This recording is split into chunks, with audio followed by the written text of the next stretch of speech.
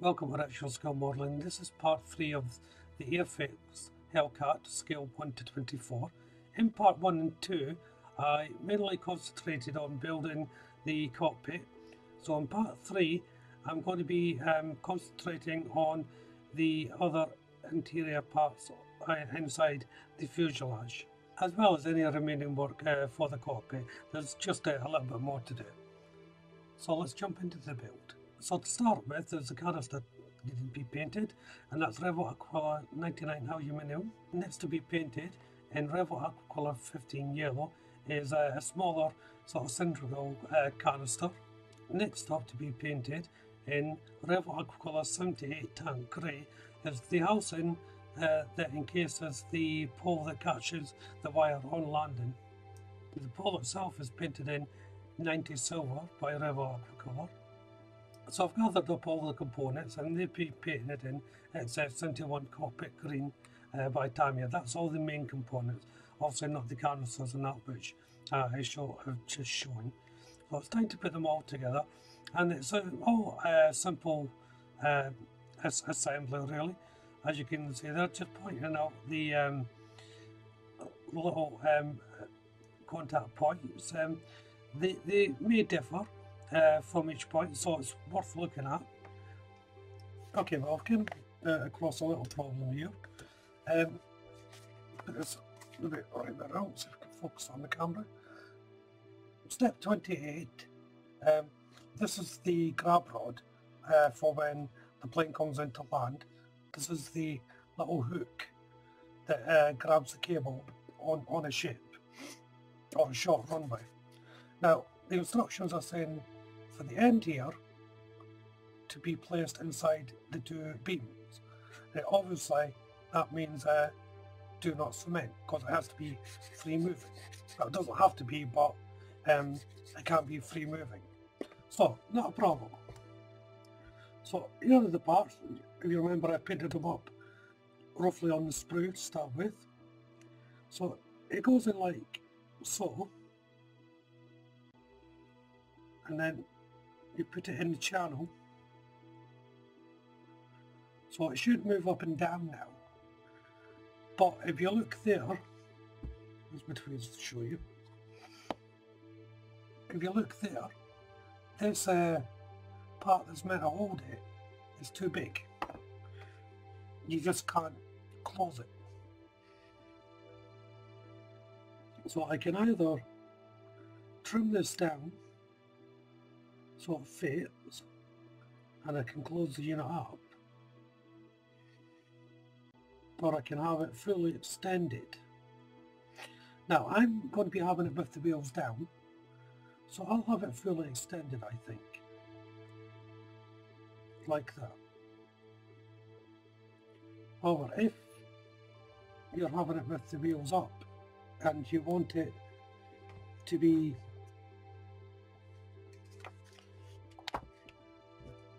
in this position here, then you are going to have to snip off the end here to get it to fit. So what I've decided to do is I want to have options here to have it fully in or out. So I'm going to trim this down, but also you don't want to take much off, so I'm just going to use my file here and see if I can trim it down. I don't want to take my snips tool on the knife,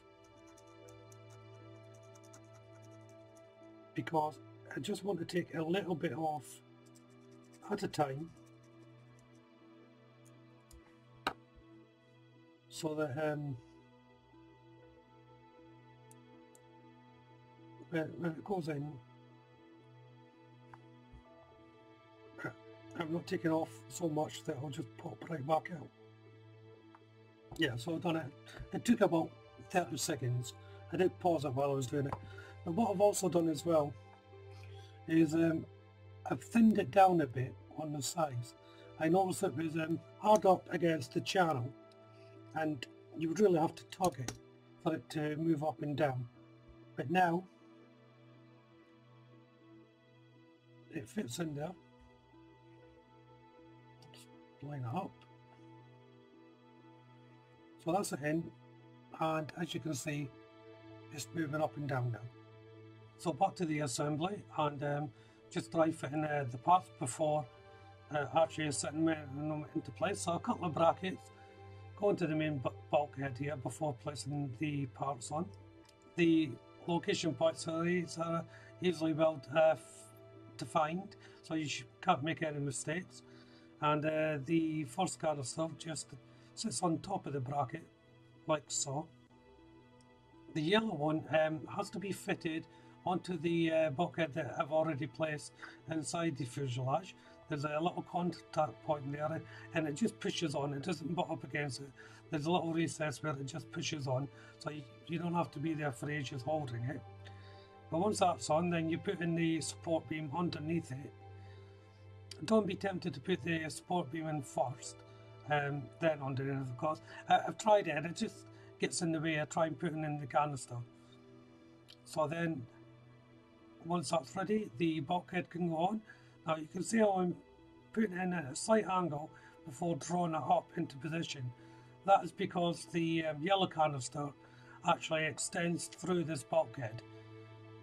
So dry fit the bulkhead first before you apply your cement, then apply your cement like I'm doing here before actually putting it into its final position. So just make sure you have the fit correctly, because you need to get this right for the second half of the fuselage to fit together. So if you can just hold that straight, you'll see how it's meant to look. See the yellow canister sticking through the actual bulkhead. So now it's onto the rear of the fuselage and the bulkhead for that, and that's just a straight, simple location for that. You don't have to do anything special with it. Same with the smaller one that goes in behind it. It just fits in its location point. Next is the housing for the pole that catches the wire on landing.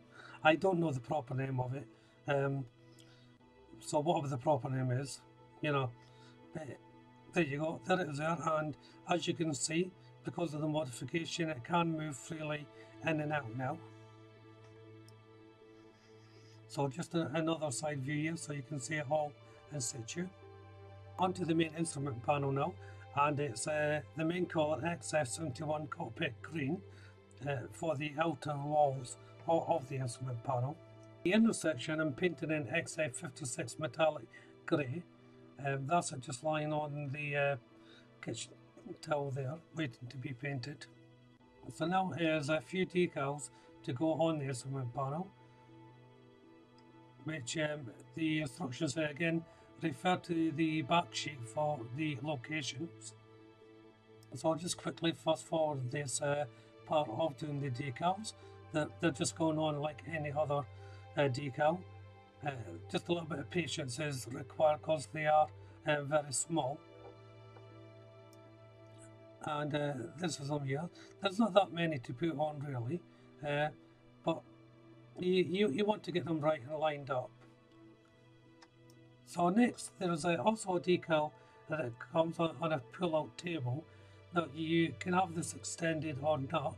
It depends up to the user. If you're not having it extended, you don't have to put the decal on. So while the decals are drying, I'm just going to make up some boxes that go in the interior behind the cockpit, and just simple boxes on a rack that you have to assemble. So now I'm putting on the inner panel onto the main instrument panel. There's a couple of pins that just push in. You may have to open them up slightly to get them to fit. They can be quite tight, but you don't need any cement either. So that is a bonus because you don't want any cement going on to your decals, obviously. So it's just a simple case of pushing it in, and that's your main instrument panel done. There's the gun sights that are going on next. They just sit right at the top in a little recess point there. And then once that's done, the back plating goes on, and that's painted in Revol Aquacolor 09 Anthracite Black. There's a little lip underneath it, just should push the instrument panel into. You shouldn't have too much difficulties with it. You may find it easier to not fit the gun sight until the back plate is on. I tried it both ways, and it may be a little bit easier with the gun sight off. Then that's all there is to the main instrument panel. It's quite an effective little unit, this one. So next, it's time to put on the pull section, and that just clips on underneath if you're having it on the extended display. So I'm just placing on the two racks here with the little boxes on. The location points again are well defined. I'll keep on saying that because it is, so far it's been a joy to work on the kit. They should just pop in there. They don't really need any adjustments. Maybe just hold them a few seconds until they're set into position. Next is the instrument panel, and that just slots underneath the fuselage. Again, it's a really nice fit, and you shouldn't have any difficulty lining this up into the correct position. The back just sits right on the edge of the fuselage. As you can see here, I'm putting on decals, and this is for the instrument panel for the opposite side of the sidewall where the pilot sits. It's made up exactly the same way as the other one, painted in the same way, so I didn't think there was any point in showing it. I'm just placing the decals on now.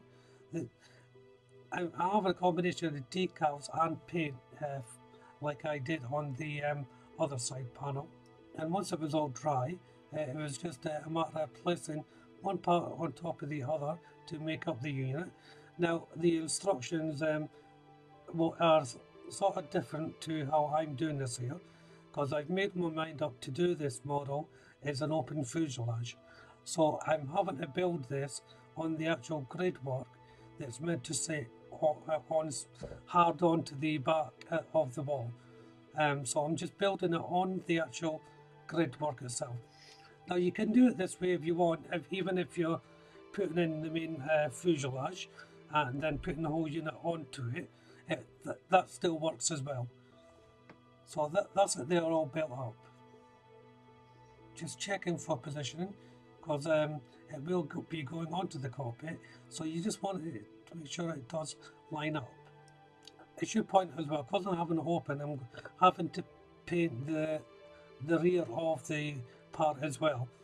So that's getting painted in the normal colour of F6F-5 cockpit green, as you can see there. So it's time to fit it to the cockpit. Now you're going to have to look, if you're doing it this way, you're going to have to look at the instructions to see where it fits onto the fuselage before you do this, because obviously the instructions are not telling you to do it this way.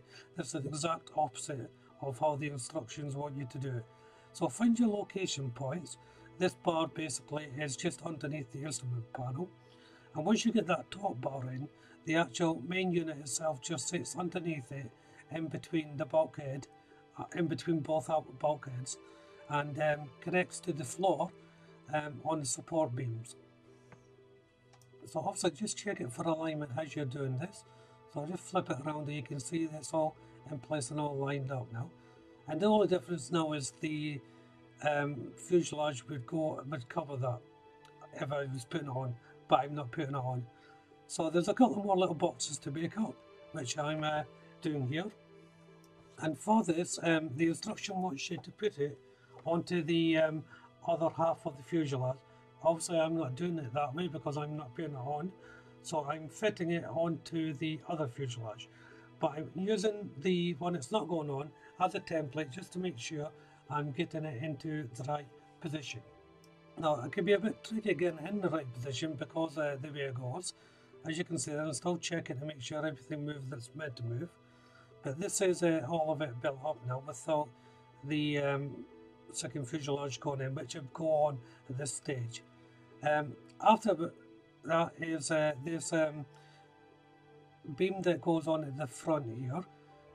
Again, that would be placed on if the fuselage was all closed up, but there's still enough guiding points for this beam to go on, and it connects right to the other bulkhead and forms the whole bulkhead. Just make sure of the position and you should be fine.